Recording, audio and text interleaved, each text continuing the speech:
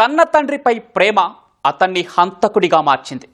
నిష్కారణంగా తన తండ్రిని చంపినోడి రక్తం కళ్ళ చూసే వరకు విశ్రమించలేదు అతను. ఏడాది కాలంగా పగతో రగిలిపోయాడు. 6 నెలల పాటు అదును కోసం ఎదురు చూశాడు. తండ్రిని చంపిన వాడిని నీడలా వెంటాడాడు. ప్రతి కదలిక గమనించాడు. రౌడీ షీటర్ను ఒంటరిగా చంపేందుకు ధైర్యం చాలక మరో 2 స్నేహితుల సాయం అడిగాడు. తన తండ్రిని చంపిన వాడిని అతని తండ్రి కళ్ళ ముందే కత్తులతో నరికి చంపేశాడు. చివరకు బంగారం లాంటి భవిష్యత్తును జైలు పాలు చేసుకున్నాడు.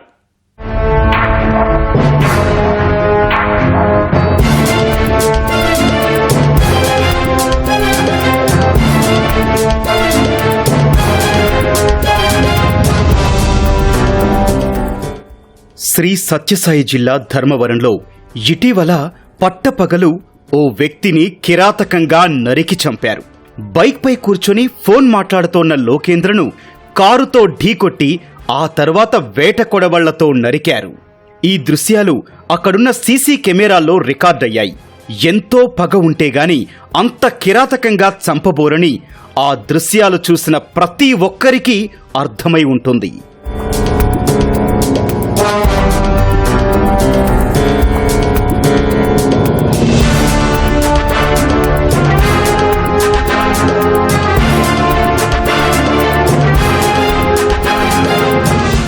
దాడిలో చనిపోయిన లోకేంద్ర ధర్మవరంలో ఆటో నడుపుతూ జీవనం సాగిస్తుంటాడు. మద్యానికి బానిసైన లోకేంద్ర చిన్న చిన్న దందాలు చేసేవాడు. శ్రీనివాసరెడ్డి అనే వ్యక్తి వద్ద లోకేంద్ర ఆటో అద్దెకు తీసుకునేవాడు. అయితే అద్దె చెల్లింపు విషయంలో లోకేంద్రకు శ్రీనివాసరెడ్డికి చిన్న వివాదం తలెత్తింది. దీంతో రెచ్చిపోయిన లోకేంద్ర శ్రీనివాసరెడ్డిని హత్య చేశాడు. ఈ సంఘటన జరిగి ఏడాదైంది. ఈ కేసులో లోకేంద్ర జైలుకు వెళ్లి బెయిల్పై తిరిగొచ్చాడు. అయితే తన తండ్రిని అకారణంగా లోకేంద్ర చంపడంతో శ్రీనివాసరెడ్డి కుమారుడు బాలకృష్ణారెడ్డి కోపంతో రగిలిపోయాడు. తన తండ్రిని చంపిన వాడి రక్తం కళ్ళ చూస్తానంటూ శపథం చేశాడు.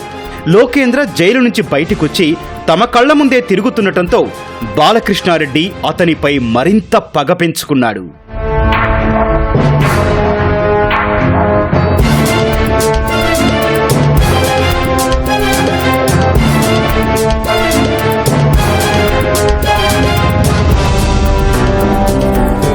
లోకేంద్రను ఎలాగైనా అంతమొందించాలని పథకం వేసిన బాలకృష్ణారెడ్డి 6 నెలలుగా నిద్రాహారాలు మాని అతని కదలికలపై కన్నేశాడు. మరో 2 స్నేహితులు సయ్యద్ ఇలియాస్, ఆంజనేయులు సాయం కోరాడు. దీనికి వారు సరేనన్నారు. ఈ క్రమంలో లోకేంద్ర తన తండ్రిని బైక్పై ఎక్కించుకుని వెళ్లడం బాలకృష్ణారెడ్డి గమనించాడు. మార్గ మధ్యలో లోకేంద్ర తండ్రి టీ తాగడానికి హోటల్లోకి వెళ్లగా అతను బైక్పై కూర్చొని ఫోన్లో మాట్లాడుతున్నాడు. ఇదే అదునుగా బాలకృష్ణారెడ్డి తన స్నేహితులతో కారులో వచ్చి లోకేంద్ర కూర్చున్న బైక్ను ఢీకొట్టాడు. రెప్పపాటులో వేట కొడవళ్లతో అతనిపై దాడి చేసి విచక్షణారహితంగా నరికివేశారు. లోకేంద్ర అక్కడికక్కడే కన్ను మూశాడు. ఈ హత్యలో మెయిన్ ముద్దాయిలు వచ్చి బాలకృష్ణారెడ్డి అలియాస్ బాలకృష్ణ, ఇలియాసు మరియు ఆంజనేయులు. ఈ బాలకృష్ణారెడ్డి తండ్రిని 2024 సంవత్సరం మార్చి నెలలో ఈ సదరు డిసీజ్డ్ చనిపోయినటువంటి వ్యక్తి మర్డర్ చేశారు, శ్రీనివాసరెడ్డి అనే వ్యక్తిని. దాన్ని వాళ్ళు మనసులో పెట్టుకొని ఈ విధంగా వాళ్ళ తండ్రిని చంపినారనే ఉద్దేశంతో వాళ్ళు హత్య చేయడం జరిగింది. ఈ యొక్క ముద్దాయి ఈ 3 నెలల క్రితం కూడా ధర్మవరం రూరల్ పోలీస్ స్టేషన్ లిమిట్స్లో ఒక మహిళను రేప్ చేసి హత్య చేసి కాల్ చేయడం జరిగింది. కోర్టుకు కూడా అతను జైలుకి వెళ్ళి గత ఒక 30 రోజుల క్రితం రిలీజ్ అయ్యి వచ్చారు. ఇతనిపైన రౌడీ షీట్ కూడా మెయింటైన్ చేయడం జరుగుతుంది. ఈ దృశ్యాలు అక్కడే ఉన్న ఓ దుకాణంలోని సీసీ కెమెరాల్లో రికార్డయ్యాయి. వీటి ఆధారంగా పోలీసులు నిందితులను పట్టుకున్నారు. ధర్మవరం పట్టణంలో రౌడీ షీటర్స్ అందరికీ కౌన్సిలింగ్ చేయడంతో పాటు ఫర్దర్ యాక్షన్ కూడా మేము ప్రిఫర్ చేయడానికి డిసైడ్ చేశాము. ఇప్పటికే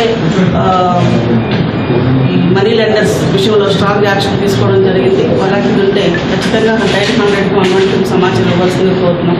కానీ చట్టాలు మా చేతుల్లోకి తీసుకొని విధంగా నడి రోడ్డు పైన నరకటం అనేది సంచలనం కలిగించింది. అలాంటి విషయాల్లో పార్టిసిపేట్ చేయొద్దని చెప్పి విజ్ఞప్తి చేస్తున్నాం. అలాగే ఆవేశాన్ని కూడా అదుపులో ఉంచుకోవాల్సినటువంటి అవసరం ఉంది. వీళ్ళు మొత్తం ప్లాన్ చేసుకుంటూ ఆగడాలు ఎక్కువైపోతున్నాయి అని చెప్పి ఇవన్నీ మర్డర్ చేయడం జరిగింది. చనిపోయిన వ్యక్తి పేరు లోకేంద్ర, రౌడీ షీటరు. తండ్రిని చంపిన వారిపై ప్రతీకారంతోనే ఈ హత్య జరిగిందని పోలీసులు తెలిపారు. ప్రతీకారం తీర్చుకోవాలని పగబట్టిన బాలకృష్ణారెడ్డి బంగారం లాంటి తన భవిష్యత్తుని నాశనం చేసుకున్నాడు.